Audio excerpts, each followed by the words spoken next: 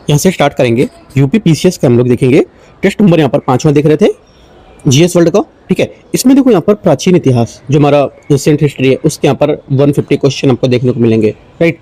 और यहाँ पर कुछ करंट अफेयर्स के भी क्वेश्चन इसमें शामिल है। ठीक है, तो स्टार्ट करते हैं।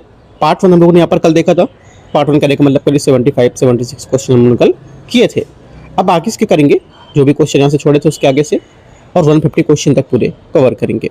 और टेस्ट नंबर 5 आज फिनिश हो जाएगा। उसके बाद फिर हम लोग देखेंगे अपना यूकेटी का पेपर 6 नंबर, वो भी देखेंगे। और उसके बाद DIS का जो पेपर है वो भी देखेंगे। ठीक है, एक एक करके जितने भी कोचिंग का है सभी की करके पेपर हम लोग यहाँ पर करते रहेंगे। साथ में को क्या करना है, जैसे कि हम लोग पार्ट 1 क्वेश्चन पेपर करते हैं, जैसे कि 75-76 क्वेश्चन करते हैं, तो मैं जैसे कि बताता हूँ उसमें कि टॉपिक वाइज आपको यहाँ पर टॉपिक पढ़ते रहना है ना, तब तो फायदा है। और एक अपना नोट्स बनाते रहो अच्छा सा, या फिर पेपर का ले लो पेपर, उसमें पॉइंट आप लिखते रहो कौन कौन से टॉपिक आ रहे हैं, पूरा एक बुकलेट टाइप में बना लो टॉपिकों की। ठीक है, उसके टाइप से पढ़ोगे तो काफ़ी चीज़ आपको रिपीट होगी, बाद में देखोगे कि हाँ यहाँ पे मैंने पढ़ा, ये रिपीटेड है ना, तो ज़्यादा अच्छा रहेगा। आते क्वेश्चन स्टार्ट करते हैं। हम लोगों ने 76 तक कवर कर लिए थे क्वेश्चन, 77 से स्टार्ट करते हैं, देखते हैं। 77 ने बोला है निम्नलिखित में से ऐतिहासिक मंदिरों पर विचार करना है। ठीक है, देखते हैं। पहला इसमें है सूर्य मंदिर, ठीक है। उसके बाद दशावतार मंदिर, लक्ष्मण मंदिर। तो कौन सा नागर शैली से निर्मित है, नागर शैली से कौन सा निर्मित है। तो आपको यहाँ से क्या करना है, आपको 2 से 3 टॉपिक पढ़ने हैं, जैसे कि नागर शैली क्या होती है, नागर शैली, बेसर शैली सब यहाँ पर क्या होती है उसको पढ़ना है। साथ में ये भी पढ़ना है आपको कौन कौन से मंदिर शिव जी को समर्पित है, कौन कौन से विष्णु जी को, दूसरी बात। और तीसरा बात, ये सब मंदिर कहाँ स्थित है वो सबके लोकेशन है। 3 बातें यहाँ से मंदिरों सबको पढ़नी होती है। ठीक है, तो यहाँ से जो आंसर हो जाएगा 77 का, ये हो जाएगा आपका, ये सूर्य मंदिर जो है ना, ये क्या होगा, ये भी आपका नागर शैली से संबंधित है। दशावतार विष्णु मंदिर भी संबंधित है। और विश्वनाथ मंदिर, लक्ष्मण मंदिर खजुराहो, ये भी प्रसिद्ध है, इसको लेकर फेमस होगा कहाँ पर, ये नागर शैली से ही। और सूर्य मंदिर मोढेरा जो होगा वो भी एक ऐड कर सकते हो इसमें, वो भी होगा इसमें। आंसर क्या होगा आपका, डी करेक्ट हो जाएगा, 77 का डी। 78 नंबर है।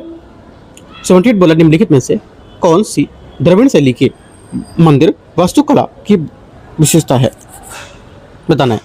देखो इसकी जो विशेषता हो जाएगी 78 का करेक्ट आंसर हो जाएगा, ये मंदिरों के प्रवेश द्वार जो थे, द्वारपालों की मूर्तियां होती थी इसमें। ठीक है, पहली बात यहाँ से करेक्ट हो जाएगी। और जो दक्षिण भारत में लोकप्रिय हुई मंदिर वास्तुकला की शैली को द्रविड़ शैली के नाम से जानते थे। और मंदिर वास्तुकला की ये शैली लगभग 8वीं शताब्दी से 13 और 14 शताब्दी के बीच यहाँ पर विकसित हुई थी। सेकेंड बात है, मंदिर परिसर के भीतर एक वृहद जलाशय की उपस्थिति थी। सेकेंड बात क्या होगा, ये भी करेक्ट है। आंसर क्या होगा, सी, 78 का करेक्ट है। 79 नंबर आते हैं। 79 बोला है निम्नलिखित पर विचार करना है, इनकी प्रमुख रचनाएं और इसकी क्या विशेषताएं होंगी, क्या योगदान होगा। पहली बात है, पहला यहाँ से ये बोले कि बृहद संहिता, बृहद संहिता क्या हो जाएगी, बृहद संहिता आपका यहाँ से ये मौसम विज्ञान संबंधी विषय की चर्चा होता है। ब्रह्मस्फुटित सिद्धांत जो है खगोलीय तत्वों की गणना की एक विधि होती है, मेथड होता है। ठीक है, ये भी यहाँ से करेक्ट हो जाएगा। तीसरा है शुल्भ सूत्र, शल्य चिकित्सा संबंधी पद्धतियों का वर्णन होता है। ये बात यहाँ से गलत है, क्योंकि शुल्भ सूत्र में यज्ञ वेदियों का निर्माण के लिए विभिन्न प्रकार की मापों का उल्लेख किया जाता है, तो ये गलत होगा। आंसर क्या होगा, आंसर हो जाएगा आपका यहाँ से 1, 2 करेक्ट है, 1, 2, हाँ 1, 2 करेक्ट है, तो सी आंसर होगा। क्वेश्चन नंबर 80 नंबर, भारत में धार्मिक इतिहास के संबंध में विचार करना है। इनमें से 80 कौन से, अच्छा 80 क्वेश्चन है, इनमें से कौन से बौद्ध धर्म के संप्रदाय हैं। ठीक है, कौन से बौद्ध धर्म के संप्रदाय, आंसर हो जाएगा टीका करेक्ट आंसर। एक तो स्तर विवाद, ठीक है, स्तर विवाद, महासांगिक, असम्मतियाँ और सौत्रांतिक, चारों यहाँ पर क्या होंगे, ये धार्मिक इतिहास में बौद्ध धर्म के संप्रदाय हैं 80 में। आंसर डी करेक्ट हो जाएगा यहाँ से। ठीक है, अशोक के समय तक 18 विभिन्न संप्रदाय थे और अशोक ने इसे बढ़ते विभाजन को रोकने के लिए तरतीब बौद्ध संगीति जो थी उसके आयोजित किया था। आते क्वेश्चन आगे 81 नंबर क्वेश्चन है, प्राचीन भारतीय भाषा में लिपियों के संबंध में विचार करना है, कौन सा सही होगा। पहली बात है, पहला बोला इसमें कि खरोष्ठी लिपि दाएं से बाएं लिखी जाती थी, पहली बात क्या होगी, पहली बात करेक्ट है। ब्राह्मी लिपि की व्याख्या जेम्स प्रिंसेप द्वारा की गई थी। सेकंड बात क्या होगी? सेकंड बात यहाँ से ये भी करेक्ट है। तीसरा, अशोक के शिलालेख लिखने में अरमाइक लिपियों का प्रयोग किया जाता था। तीसरी बात क्या है? ये भी करेक्ट है। ठीक है, तीनों बातें सही है। आंसर यहाँ से 1, 2, 3 सही पूछा है तो डी करेक्ट हो जाएगा। 82 आते हैं 82। 82 नंबर है, निम्नलिखित पर विचार करना है, मध्यभांड और इसकी अवधि क्या होगी। देखते हैं। पहला है चित्रित धूसर मध्यभांड, वैदिक काल से संबंधित है। गौरिक मध्यभांड जो होगा ये क्या होगा? गौरिक मध्यभांड आपका यहाँ से गौरिक मध्यभांड आपका गौरिक मध्यभांड इससे संबंधित नहीं होगा क्या? देखो गौरिक मध्यभांड जो होगा, चलो अभी देख लेते हैं इसको। उत्तरी काली जो पॉलिशदार मध्यभांड है हड़प्पा काल के बता रहे हैं, है ना, तो ये गलत हो जाएगा क्योंकि यहाँ पर जो मौर्य काल संबंध मध्यभांडों को अनेक प्रकार के मध्यभांड शामिल थे, जिसमें से सबसे सर्वाधिक उच्च विकसित तकनीकी के प्रकार मध्यभांड की प्रयुक्त की जाती थी। इसे उत्तरी काले मध्यभांड के रूप में जानते थे, है ना, और ये नवपाषाण काल में थे, न कि हड़प्पा काल में। गौरिक मध्यभांड क्या थे? गौरिक मध्यभांड आपको हो जाएगा गौरिक आपको होना चाहिए इसमें हड़प्पा टाइम पे ना, ऐसा हो जाएगा क्योंकि दोनों स्टेटमेंट ये गलत हैं। ये जो तीसरा वाला है ये तो आपका नवपाषाण काल की बात बता रहे हैं, राइट। और जो गौरिक मध्यभांड या गौरिक मध्यभांड है ये बताएगा इसमें गलत हो, हाँ इसमें यहाँ पे गलत होगा वैसे स्टेटमेंट। ये आंसर क्या होगा? इसका आंसर सिर्फ पहले ही होगा, करेक्ट है ना, ये वाला एक सिर्फ करेक्ट है इसमें। 83 आते हैं 83 नंबर क्वेश्चन। 83 नंबर क्वेश्चन है, निम्नलिखित पर विचार करना है, प्राचीन नाम और आधुनिक नाम दिग्वैदिक नदियां कौन कौन से हैं। 83 पहला बोला है कि पुरुषणी आपकी हो जाएगी क्या? ये झेलम को है ना, तो गलत है क्योंकि जो पुरुषनी है ये आपकी हो जाएगी रावी नदी की, झेलम नहीं होगी। विपाशा व्यास सही है, करेक्ट है। अस्किनी चिनाब क्या होगी? करेक्ट है, करेक्ट है। दो बातें सही हैं, 2 और 3 आंसर भी। 84 नंबर है, निम्नलिखित में से किसने चिंतामणि भट्ट द्वारा रचित संस्कृत ग्रंथ सुख सप्तति का फारसी में अनुवाद कराया था? उसका नाम तुति नाम रखा था। 84 का आंसर क्या हो जाएगा? 84 का आंसर हो जाएगा यहाँ से ख्वाजा जियाउद्दीन नक्शबी, इसका आंसर होगा ए नंबर।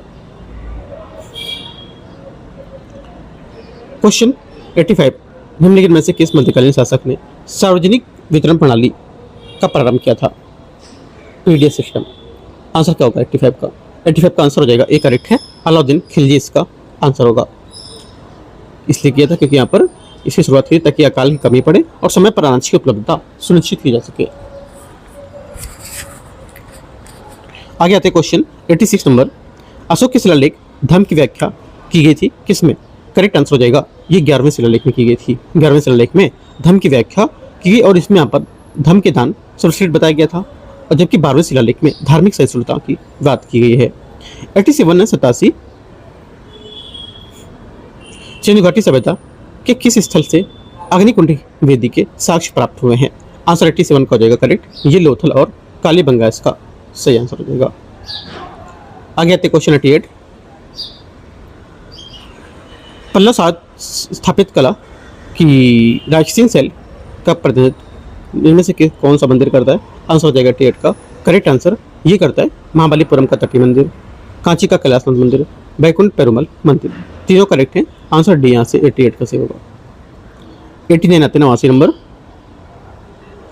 निम्नलिखित में से किसने तबकात नासरी नामक ग्रंथ की रचना की थी? आंसर हो जाएगा मिनहाजुल सिराज ने तबकात नासरी की रचना की थी, जो सुल्तान नसीरुद्दीन महमूद को समर्पित है, और ये इल्तुतमिश को उसके उत्तराधिकारियों का काल महत्वपूर्ण स्रोत बताता है। आंसर क्या होगा? आंसर हो जाएगा 89 का बी करेक्ट है। 90 नंबर है क्वेश्चन, इसमें बोला है गुप्त काल में सार्थवाह शब्द किसके लिए प्रयुक्त होता था? आंसर क्या होगा? 90 का करेक्ट आंसर हो जाएगा व्यापारियों की काफिले के नेतृत्व करने वाला। आंसर बी करेक्ट है, ठीक है।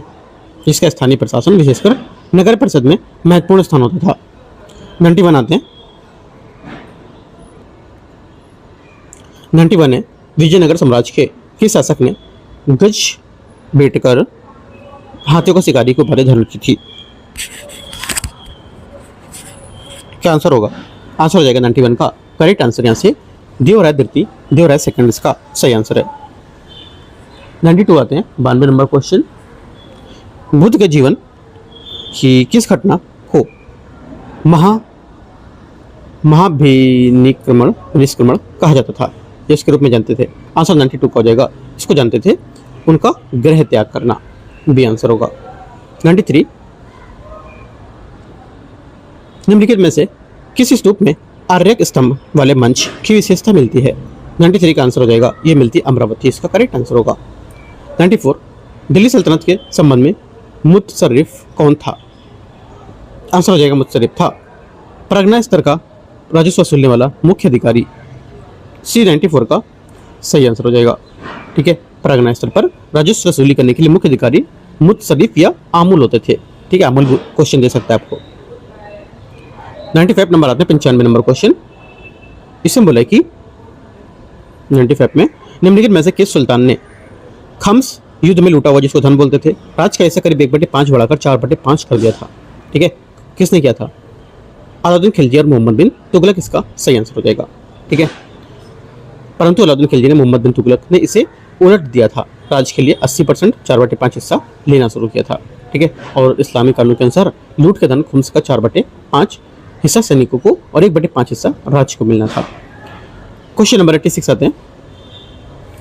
96, तवारीख ए इलाही जिसे खजाइन उल फतूबी कहा जाता था, इसके लेखक कौन है? आंसर हो जाएगा, इसके लेखक है अमीर खुसरो, इसका करेक्ट आंसर होगा 96 का। ठीक है, 97 है मुगल कालीन सैन्य व्यवस्था दाखिली सैनिक किन्हें कहा जाता था? आंसर हो जाएगा 97 का करेक्ट आंसर 97 में ये हो जाएगा ए नंबर, जो सीधे सम्राट द्वारा भर्ती किए जाते थे लेकिन मनसबदारों की सेवा में रखे जाते थे। 97 का ए करेक्ट है। 98 नंबर है। 98 बोला है सूरावर्दी सूफी सिलसिले के संबंध में विचार करने, इसकी स्थापना शेख साहबुद्दीन सूरावर्दी ने बगदाद में की थी। 98 का पहला क्या होगा? 98 का पहला स्टेटमेंट यहाँ से क्या होगा? करेक्ट है। सेकंड, भारत में इसका प्रचार शेख बहाउद्दीन जकारिया ने किया था। इस सिलसिले के संत गरीबी और त्याग की चिश्ती द्वारा दोनों को कड़ाई से पालन करते थे। तीसरी बात गलत है क्योंकि चिश्ती संतों के विपरीत सूरावर्दी संत विलासतापूर्ण जीवन जीते थे, राजकीय संरक्षण स्वीकार करते थे और राजनीतिक जीवन में सक्रिय भाग लेते थे। तो तीसरा गलत होगा, 1 2 करेक्ट है। 99 नंबर है शाह तरकन कौन थी जिसका दिल्ली सल्तनत में राजनीतिक महत्व हस्तक्षेप था? आंसर हो जाएगा 99 का करेक्ट आंसर रुकनुद्दीन फिरोज की माता, बी आंसर आंसर हो जाएगा। क्वेश्चन नंबर 100 है मराठा जो प्रशासन है उसमें चितनीस का अर्थ क्या था? ये क्या अर्थ है इसका? आंसर दिएगा 100 का बी करेक्ट है। राजकीय जो पत्राचार थे इनका और पन्नों पर मसौदा तैयार करना, 100 का बी करेक्ट आंसर इसका है। ठीक है, क्वेश्चन नंबर 101 आते हैं। गयासुद्दीन बलवान के संबंध में विचार करने कौन सा इसमें सही होगा? उसने अपने दरबार में दीवाने अर्च नामक एक सैन्य विभाग की स्थापना कराई थी। पहली बात करेक्ट है ना, सही है। दूसरा, उसने जिल इलाही ईश्वर की छाया की उपाधि धारण की थी। ये बात गलत है क्योंकि बलवान ने सैन्य विभाग की स्थापना की थी लेकिन उसका नाम दीवाने अर्च या दीवाने विराजत वित्त विभाग को कहा जाता था। और बलवान ने राजस्व दैवी सिद्धांत को लागू करने के लिए सिजिदा पाबोस जैसे नवरोज के त्यौहार की शुरुआत की थी, है ना। तो यहाँ से ये सेकंड बात इसकी गलत है, पहली बात करेक्ट हो जाएगी। आंसर क्या है? आंसर हो जाएगा आपका 101 का सिर्फ पहला करेक्ट होगा ना, सी आंसर होगा यहाँ से। आगे आते हैं।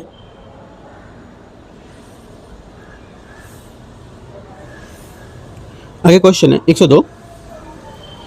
102 में बोला है त्रिकोणीय संघर्ष के बारे में विचार करना है, कौन सा सही होगा? देखो, त्रिकोणीय संघर्ष, ये संघर्ष कन्नौज होगा ना कि उज्जैन, है ना। कहाँ पर होगा? कन्नौज ना कि उज्जैन। उसके लिए 200 वर्षों तक चला था। इसमें अंतिम रूप से गुर्जर प्रतिहारों की विजय हुई थी। ये यहाँ से आंसर होगा। ठीक है, क्वेश्चन नंबर 103 है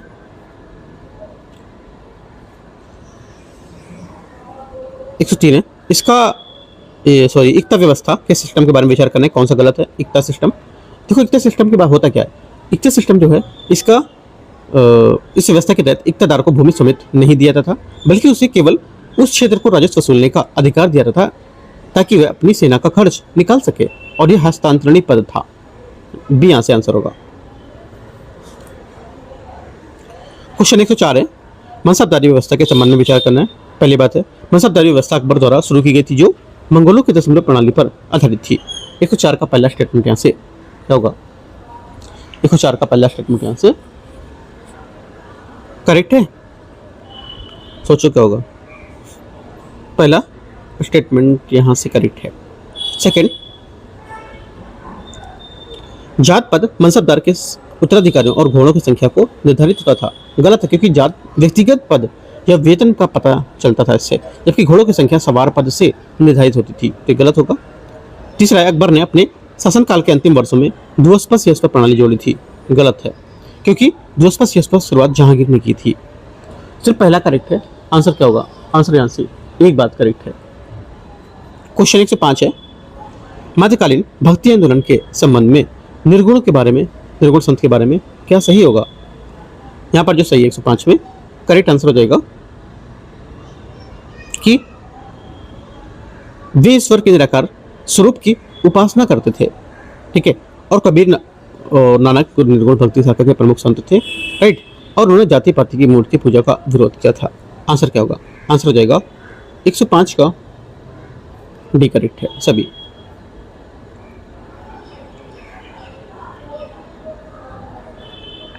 एक सौ 6 नंबर है, जहांगीर व्यवस्था के संबंध में विचार करना है, कौन सा सही होगा। ठीक है, मुगल काल में मनसबदारों को नगद वेतन के बदले भूमि दी जाती थी, जिसे जागीर कहते थे, और जागीरदार पैतृक मालिक नहीं होते थे, वे सम्राट कभी भी उनकी जागीर बदल सकता था। आंसर क्या होगा, 106 का सी करेक्ट है। 107 नंबर है, शेर शाह सूरी के प्रशासनिक सुधारों के संबंध में सराय का क्या महत्व था। सराय का महत्व था कि ये डाक व्यवस्था और यात्रियों को विश्राम के केंद्र होते थे। 107 का भी करेक्ट है।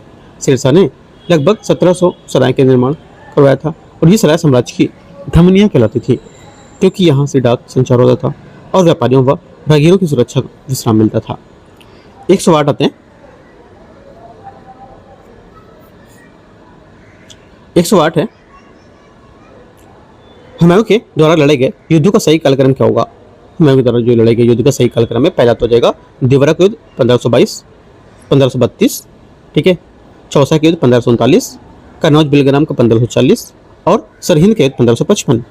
करेक्ट आंसर यहाँ से ए वाला ही करेक्ट है। 109 आते हैं, 109 नंबर है, हेमू के संबंध में कौन सा कथन सत्य है। हेमू के बारे में कौन सी बातें सही है। देखो, हेमू मध्यकालीन भारत का अंतिम हिंदू राजा था, जिससे दिल्ली के पर अधिकार करके विक्रमादित्य की उपाधि धारण की थी, और पानीपत के दूसरे युद्ध में एक आकस्मिक तीर लगने से हार गया था। आंसर क्या होगा, डी आंसर इसका करेक्ट हो जाएगा, सभी बातें इसकी सही है। क्वेश्चन 110 है, मध्यकालीन घटनाओं का सही कालक्रम क्या होगा, देखते हैं। सही कालक्रम यहाँ से 110 में तराइन का 1192, दिल्ली सल्तनत 1206, विजयनगर 1336, लोधी वंश का अंत हुआ था 1526। करेक्ट आंसर क्या होगा, ए करेक्ट यहाँ से। 111 आते हैं, 111 नंबर है, भक्ति आंदोलन के संतों के साथ यहाँ पर सही मिलान करना है, देखते हैं मिलान करके। पहला हो जाएगा शंकरदेव असम, ठीक है, उसके बाद तुकाराम, तुकाराम हो जाएगा महाराष्ट्र, राइट, नरसिंह मेहता गुजरात, चैतन्य, जो चैतन्य है ना, चैतन्य महाप्रभु होना चाहिए, बंगाल उड़ीसा। करेक्ट आंसर यहाँ से 111 का ए करेक्ट है। 112 आते हैं, निम्नलिखित में से कथनों पर विचार करना है। वेलन गावे वह भूमि होती थी जो गैर ब्राह्मण कृषकों के स्वामी के पास होती थी। 112 का पहला क्या होगा, पहला करेक्ट है। सेकंड बोला है, सेल भोग जो थी वे भूमि होती थी जो जैन संस्थानों को दान में दी जाती थी। ये बात गलत है ना, ये बात ऐसे क्या हो जाएगी, गलत हो जाएगी। आंसर क्या होगा, सेल भोग उस भूमि को कर रहा था जो विद्यालयों को रख रखाव के लिए देते थे, ठीक है, सिर्फ 1 करेक्ट है। क्वेश्चन नंबर 113, बंगाल के पाल वंश के शासक के बारे में विचार करना है। देखते हैं इसको। पाल वंश की स्थापना गोपाल ने की थी, जिसे जनता द्वारा निर्वाचित बनाया था।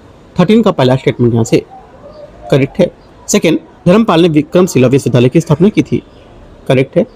पाल वंश कट्टर से धर्मावलंबी था। तीसरी बात गलत है, क्योंकि पाल शासक बौद्ध धर्म के महान संरक्षक थे। उन्होंने नालंदा का पुनरुद्धार किया था और उदनपुरी व विक्रमशिला जैसे बिहार बनवाए थे। सिर्फ 1 2 करेक्ट है, आंसर है 114 114।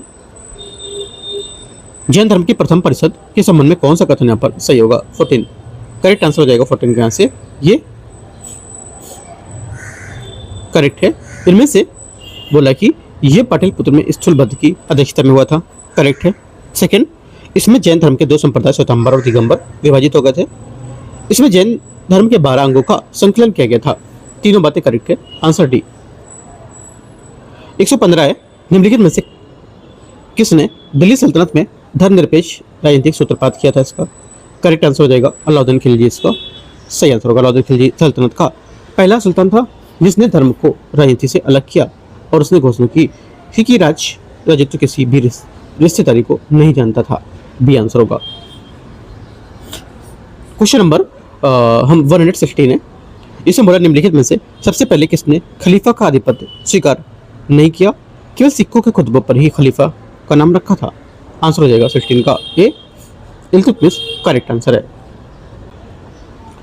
इसमें बोला महाराणा प्रताप ने मृत्यु पूर्व निम्नलिखित में से किस संस्थान या किस स्थान पर अपनी नई राजधानी बनाई थी?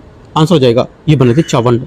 क्या होगा? चावंड इसका आंसर होगा, क्योंकि महाराणा प्रताप ने 1585 में इस जो चावंड को अपनी राजधानी के रूप में स्थापित किया था और महाराजा प्रताप 1597 ईस्वी में अपनी मृत्यु तक इसी स्थान पर शासन किए थे। आंसर की 17 का सी करेक्ट है। 118 अमीर खुसरो के बारे में बता रहा है। अमीर खुसरो निम्नलिखित में से किस पुस्तक ने मुगल पद तुमान या 10,000 सैनिक का उल्लेख किया है? 118 का आंसर क्या होगा? 118 का आंसर हो जाएगा खजाइनुल फतू। इसका सही आंसर है। अमीर खुसरो द्वारा रचित खजाइनुल फतू, जिसे तारीख अलाई भी कहा जाता था, और अलाउद्दीन खिलजी के शासनकाल के पहले 16 वर्षों में ऐतिहासिक विवरण मिलता है। 119 नंबर है। सिंध के अरबों पर जीत का क्रम मोहम्मद बिन कासिम की अंतिम विजय निम्नलिखित में से थी क्या? आंसर 19 का हो जाएगा। ये थी मुल्तान। ठीक है, मुल्तान उसकी अंतिम और सबसे महत्वपूर्ण विजय थी। क्वेश्चन 20 है, 120 नंबर। प्राचीन भारत में अनुदान जो लैंड ग्रांट्स होते थे उनकी प्रथा के संबंध में कौन सा कथन गलत है ना? 20 में कौन सा गलत है? आंसर हो जाएगा सी नंबर। गुप्त काल के बाद भूमि अनुदान की कमी आई, जिससे क्या होगा? व्यापार विकास हुआ था। सी होगा 120 का सही आंसर। 121 नंबर है, 121। इसमें बोले यूरो जोन के संबंध में विचार करना है। बुल्गारिया यूरो जोन का 21वां सदस्य बन गया है। 21 का पहला स्टेटमेंट करेक्ट है।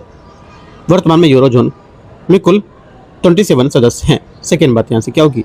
गलत हो जाएगी, क्योंकि यहाँ पर 21 सदस्य यहाँ पर है, 27 यहाँ पर नहीं है, बल्कि यूरो जोन में 21 सदस्य हैं और यहाँ पर कुल यूरोपीय सदस्य यहाँ पर संघ में 27 सदस्य होंगे। 1 सिर्फ करेक्ट है, आंसर एक यहाँ पे सही हो जाएगा 21 का। 122 आते हैं। 122 नंबर है। इसमें बोले रामनाथ गोयनका का साहित्य सम्मान 2025 तीसरा संस्करण के जो विजेता थे उसके संबंध में कौन सा सम्मेलन सही नहीं कर रहा है? आंसर हो जाएगा 122 का करेक्ट आंसर यहाँ से डी करेक्ट। सर्वश्रेष्ठ नवोदित जो लेखक हैं डॉक्टर चंद्रशेखर कंबारा, इसका सही आंसर होगा डी नंबर। 123 नंबर है। ग्लोबल इनोवेशन इंडेक्स GII 2025 में भारत का स्थान क्या है? 123 का आंसर हो जाएगा ग्लोबल इनोवेशन इंडेक्स 25 में भारत का 38 स्थान पर है। ठीक है, 123 का 123 नहीं, हाँ 123 का 38वें स्थान पर है ना, ए नंबर करेक्ट है। ठीक है, 138वां नहीं है, ध्यान रखना है। क्वेश्चन नंबर 124 है। आपसे क्वेश्चन पूछ सकता है ग्लोबल इंडेक्स जो है उसमें भारत का रैंक क्या है? आपसे बोल देगा 138, 139, 140 में से कोई नहीं, तो इनमें से कोई नहीं वाला मानना होगा। 138 से आप थोड़ा माइंड सेट करो कि 138 नहीं होगा। ठीक है, 124 नंबर क्वेश्चन है। हाल ही में Patna bird sanctuary Ramsar site के रूप में मान्यता मिली है, किस राज्य में स्थित है? आंसर 24 का हो जाएगा। ये स्थित है कहाँ पर? उत्तर प्रदेश में। ठीक है, 125 है, जम्मू कश्मीर के किस पुरातात्विक स्थल प्राचीन बौद्ध स्तूप में खोजा गया है? आंसर 125 हो जाएगा। ये खोजा गया है, ए नंबर करेक्ट है, जिहनपोरा, है ना, जिहनपोरा, जम्मू कश्मीर के बारामूला के जिहनपोरा में 2000 साल प्राचीन बौद्ध स्तूप खोजा गया है। ठीक है, आगे आते हैं। क्वेश्चन 126 है, 126 नंबर है, स्किल द नेशन चैलेंज के संबंध में कौन सा कथन सही है? यहाँ पर जो सही है 26 में ये जाएगा, ये सिकिल सेल जो मिशन है उसके तहत स्किलिंग फॉर एआई रेडीनेस की पहल का हिस्सा होगा ये, राइट। और ये स्किल द नेशन जो चैलेंज है कौशल विकास और उद्यमिता मंत्रालय द्वारा लॉन्च किया गया है, और ये स्किल इंडिया मिशन के तहत SOR पहल का हिस्सा होगा। ठीक है, और ये जो युवाओं को आर्टिफिशियल इंटेलिजेंस के भविष्य के लिए तैयार करेगा। आंसर क्या होगा? 126 का बी करेक्ट है। 127 नंबर है, भारत का पहला स्वदेशी जो नियंत्रण पोत है कौन सा होगा? स्वदेशी नियंत्रण पोत कौन सा है? करेक्ट आंसर पोत हो जाएगा इसका, ये समुद्र प्रताप इसका सही आंसर है। ठीक है, समुद्र प्रताप देश का पहला स्वदेशी रूप से डिजाइन निर्मित प्रदूषण नियंत्रण पोत होगा। 28 है, UIDAI द्वारा लॉन्च किया गया आधार के शुभंकर का नया शुभंकर का क्या नाम है? 28 का आंसर हो जाएगा उदय नाम है इसका। क्या नाम है? उदय नाम है 128 का। 129 नंबर है, गणतंत्र दिवस परेड 2026 में सर्वश्रेष्ठ झांकी राज्य श्रेणी का पुरस्कार किसे मिला है? 29 का आंसर हो जाएगा महाराष्ट्र है इसका सही आंसर है 129 का। ठीक है, क्वेश्चन नंबर 130 आते हैं। 130 नंबर क्वेश्चन देखते हैं। 130 नंबर है, इसमें बोला है पद्म विभूषण 2026 के विजेताओं के लिए कौन सा पर शामिल नहीं है? 130 का आंसर हो जाएगा शामिल नहीं है जो ये देगा अलका याग्निक इसका सही आंसर है 130 का डी करेक्ट है। ठीक है, क्वेश्चन 131 है, आई छत्र जो पंचाल महाजनपद की राजधानी थी वर्तमान उत्तर प्रदेश के किस जिले में स्थित है? 131 का आंसर हो जाएगा बरेली में स्थित है। ठीक है, 132 सम्राट हर्षवर्धन ने अपनी राजधानी स्थानेश्वर किस स्थान पर स्थानांतरित की थी? ठीक है, आंसर क्या होगा? आंसर हो जाएगा बी करेक्ट है इसका 132 का, ये कन्नौज से। 133 नंबर है, 133 दिल्ली सल्तनत कि किस सुल्तान ने बदायूं को अपना राजनीतिक आधार बनाया था? 33 का आंसर हो जाएगा इल्तुतमिश इसका सही आंसर हो जाएगा। इल्तुतमिश सुल्तान बनने से पहले बदायूं का इक्तादार या सूबेदार था। 34 है, मध्यकाल में उत्तर प्रदेश का कौन सा क्षेत्र क्या लिखा है?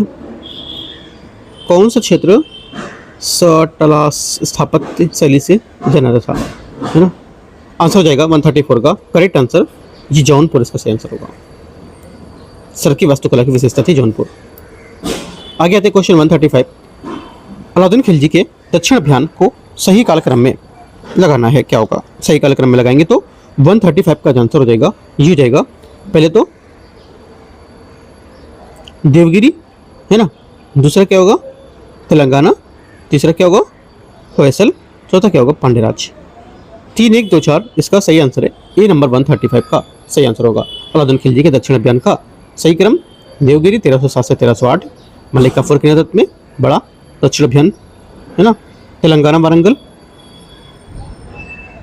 1309 से 1310, ठीक है, होयसल 1311 से ईस्वी में, उसके बाद मलिक काफूर को लेकर होयसल के बीच यहाँ पर बल्लार धरती पर विजय प्राप्त की थी, और पांडराज 1311, याद रखना है सब। 136 आते हैं, मुगल काल में जहाज निर्माण का प्रमुख केंद्र निम्नलिखित में से कहाँ स्थित था? आंसर हो जाएगा 36 का करेक्ट आंसर, ये स्थित था कहाँ पर? सही आंसर है सूरत में। ठीक है, सूरत जहाज निर्माण और समुद्री व्यापार सबसे प्रमुख केंद्र था। इसके महत्व को देखते हुए इसे बाबुल मक्का या मक्का का दौर भी कहा जाता था। 137 से 137 निम्नलिखित पर विचार करना है। पहली बात है, औरंगजेब के तोपखानों का प्रमुख मुस्तफ़ा कहाँ था? पहला क्या होगा? 37 का पहला सही है। तोपचियों को भर्ती या उनकी भर्ती औरंगजेब के केवल गुजरात क्षेत्र से ही किया गया था। सेकेंड बात यहाँ से गलत है ना, सेकेंड गलत हो जाएगी, सिर्फ पहला स्टेटमेंट यहाँ से इसका करेक्ट है, क्योंकि औरंगजेब ने तोपचियों की भर्ती केवल गुजरात सीमित नहीं रखी थी, बल्कि मुगल तोपखाने विभिन्न क्षेत्रों में कुशल कारीगर और सैनिक भर्ती के जाते थे। इसमें भारतीय मुसलमान के अलावा विशेष कर कि इनके जो अन्य स्थानीय निपुण लोग भी शामिल किए थे। तोप खाने का तीव्रता होना मुगल सैन्य व्यवस्था की एक विशेषता मानी जाती थी। ओनली वन करेक्ट है। 38 नंबर आते हैं, 138 नंबर। मुगल प्रशासन में सर्वप्रथम गुलाम नौकरशाही की अवधारणा किसने शुरू की थी? आंसर हो जाएगा 38 का, अकबर ने शुरू की थी। किसने? अकबर ने। क्वेश्चन 39 है, निम्नलिखित में से किसने कल्हड़ की तराश सेंगनी का विस्तार कर उसे जैनुल आबिदीन के काल तक का हिस्सा और इतिहास में जोड़ा? आंसर हो जाएगा 39 का, करेक्ट आंसर जून राज इसका सही आंसर होगा डी नंबर 139 का। जून राज ने कल्हड़ के कार्य को आगे बढ़ाया और अपनी पुस्तक द्वितीय राजतरंगिणी में कश्मीर के इतिहास को सुल्तान जैनुल आबिदीन के शासनकाल तक लिखा था। जून राज के शिष्य श्रीवर ने इस काम को और क्रम को आगे बढ़ाया, ठीक है, और अपनी तृतीय राजतरंगिणी में जैनुल आबिदीन की अंतिम वर्षों में उसके उत्तराधिकारी के रूप में दर्ज किया। 39 का डी करेक्ट है। 40 आते हैं, निम्नलिखित पर विचार करना है। कथन 1, कथन 2, अकबर ने दिवाली, नवरोज जैसे अन्य धर्मों के त्योहारों को भी मनाने की आज़ादी दी थी। 140 का पहला स्टेटमेंट यहाँ से क्या होगा? करेक्ट है। सेकेंड, अकबर शासन का शासन आरंभिक समान नागरिक संहिता पर आधारित था। सेकेंड बात क्या होगी? सेकेंड बात यहाँ से गलत है ना, क्योंकि अकबर का शासन इस्लामिक कानून शरीयत पर आधारित था, ना कि समान नागरिक संहिता पर। राइट। अकबर ने आगरा में शाही दिवाली मनाने की परंपरा शुरू की थी। ऐसे ही फारसी नौरोज उत्सव आदि अन्य धर्मों के त्योहारों को मनाने को आज़ादी दी थी, लेकिन इसका कारण था कि अकबर उदार धार्मिक नीतियों को मानता रहता था। ठीक है, ये सब बातें आपको याद रखनी है। आंसर 40 का सी करेक्ट है। 41 आते हैं, 141। निम्नलिखित पर विचार करना है। योग सूत्र, चरक संहिता, सुश्रुत संहिता, इनमें से कितनी कृतियां आयुर्वेदिक चिकित्सा के महान त्रयी शामिल थी? 41 का आंसर हो जाएगा करेक्ट, ये शामिल थे। एक तो आपको हो जाएगा महर्षि सुश्रुत रचित सुश्रुत संहिता, संस्कृत में लिखित थी। ठीक है, संस्कृत में लिखित थी। और ये महान त्रय में से एक जो अन्य यहाँ पर महर्षि चरक द्वारा लिखित चरक संहिता, माणभट्ट द्वारा अष्टांग कृत है। ठीक है, दो यहाँ से इसके आंसर होंगे। आंसर क्या है? दो बातें करेक्ट है इसकी। राइट, आगे आते हैं।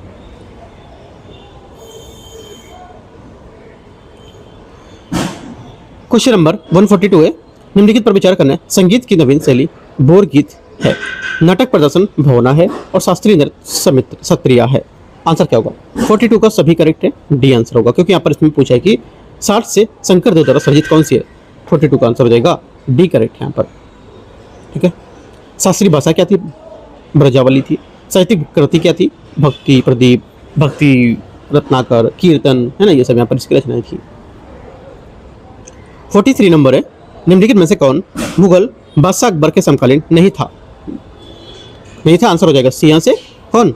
ये अहोम सेनापति लचित बोरफुलन, इसका सही आंसर होगा सी नंबर 43 का। सन्निर्बाग अकबर के समकालीन थे। अर्जुन देव अकबर के समकालीन थे।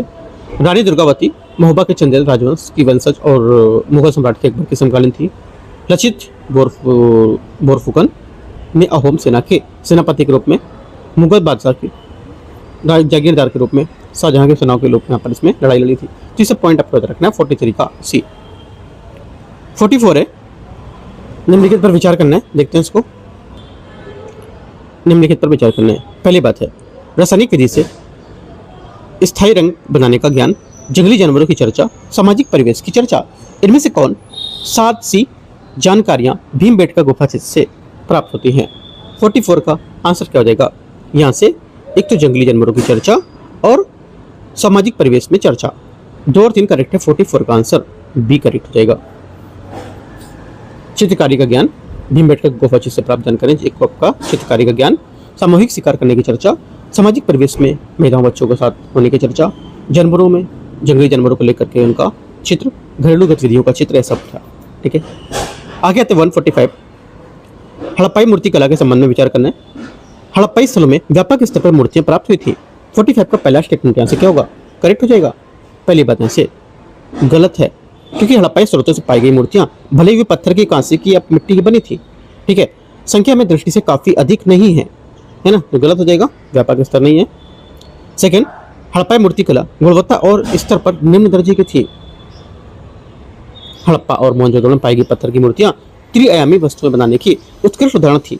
और पत्थर की मूर्तियों में दो पुरुष प्रतिमाएं काफी चर्चित थे, जिसमें से एक पुरुष धड़ है जो लाल चूना पत्थर से बना है और दूसरा दाढ़ी वाले पुरुष वो जो सैलखड़ी से बना है ना। तो यहाँ पर निम्न दर्जे देखती है, ऐसे आप ये भी गलत हो जाएगा, दोनों बातें गलत है, आंसर डी। 46 नंबर है मूर्तिकला की नालंदा शैली के बारे में विचार करना। नालंदा की मूर्तिकला गुप्तकालीन सारनाथ शैली का अन्य क्षेत्रीय शैलियों से मेल से विकसित हुई थी। 46 का पहला स्टेटमेंट यहाँ से करेक्ट हो जाएगा। नालंदा शैली विशेषतः प्रस्तर मूर्तियों थी और कांस की मूर्तियों का प्रचलन इस शैली में नहीं आया था। सेकंड गलत होगा, क्योंकि देखो सारनाथ की गुप्त शैली और बिहार में स्थानीय जो परंपरा थी, इसके मध्य भारत की परंपरा के संगम से एक नई शैली का आविर्भाव हुआ था, जिसे मूर्तिकला नालंदा शैली भी कहा जाता था। और नालंदा की कांस्य मूर्तियों को काल 7वीं और 8वीं शताब्दी में लगभग 12वीं शताब्दी तक है, और इनकी संख्या पूरी भारत के अन्य सभी स्थलों से प्राप्त कांस्य प्रतिमाओं की संख्या से अधिक है। आंसर क्या होगा? 46 का ए करेक्ट है। 46 नंबर हो गया। 47 नंबर है मंदिरों के पूजा गृह के प्रकारों के संबंध में विचार करना है। देखते हैं इसमें 47 में पहला संधर किस्म जिसे प्रदक्षिणा पथ कहा जाता था, यह होता है इसमें, ठीक है। उसके बाद निरद्धर किस्म जिसे जिसमें यहाँ पर प्रदक्षिणा पथ नहीं होता था, ठीक है। सेकंड क्या होगा? सेकंड यहाँ से करेक्ट है। आगे सर्वतोभद्र जिसमें प्रवेश केवल गोपुरम से होता था, ये बात गलत है, क्योंकि सर्वतोभद्र में प्रवेश सब तरफ से प्रवेश किया था, है ना, सिर्फ एक तरफ से नहीं था। 1 2 करेक्ट है। 48 है निम्नलिखित पर विचार करना है।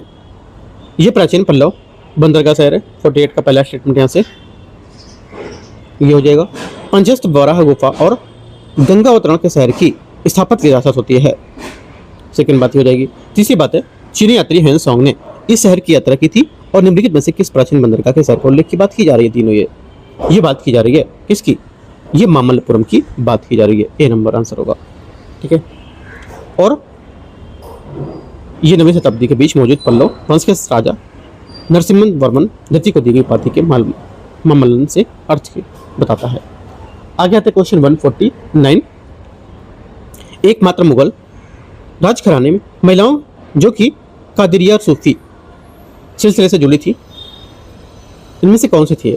आंसर हो जाएगा 149 का करेक्ट आंसर ये हो जाएगा जहां आ रहा है। इसका करेक्ट आंसर होगा जहां आ रहा बेगम शाहजहां के और मुमताज महल की सबसे बड़ी बेटी थी और वह कदरिया सूफी सिलसिले की अनुयायी थी और उन्हें मुल्ला शाह बदख्शी ने सूफीवाद में निश्चित किया।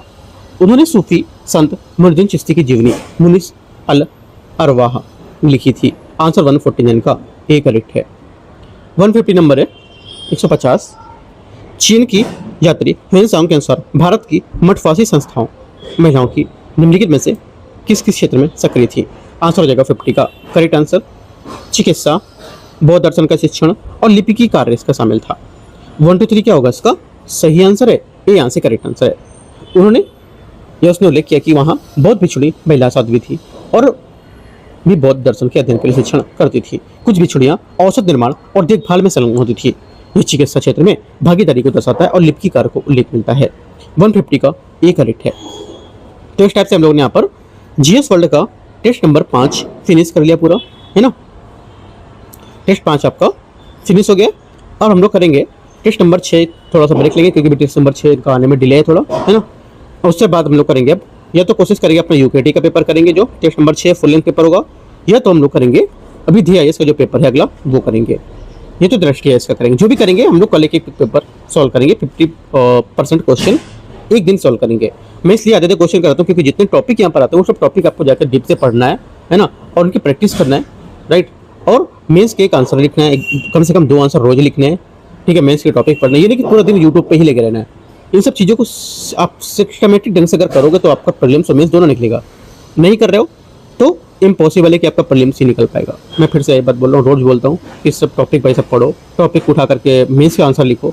मेंस के मैं 3 क्लासेस करा भी चुका हूँ, उसको देख करके क्लासेस समझो, करो, आंसर देखो कैसा लिख रहे हैं, है ना। समझाया मैंने कि करके पूरा पॉइंट्स से समझाएं, देख सकते हो। नहीं मिलेगा तो बताओ, मैं टेलीग्राम का लिंक दे दूंगा या तो यूट्यूब में जो कराया उसका लिंक दे दूंगा। या यूट्यूब पे आप स्क्रॉल करो, प्ले लिस्ट में देखो, मिलेगा आपको, है ना। एंड करते हैं। All the best, thank you.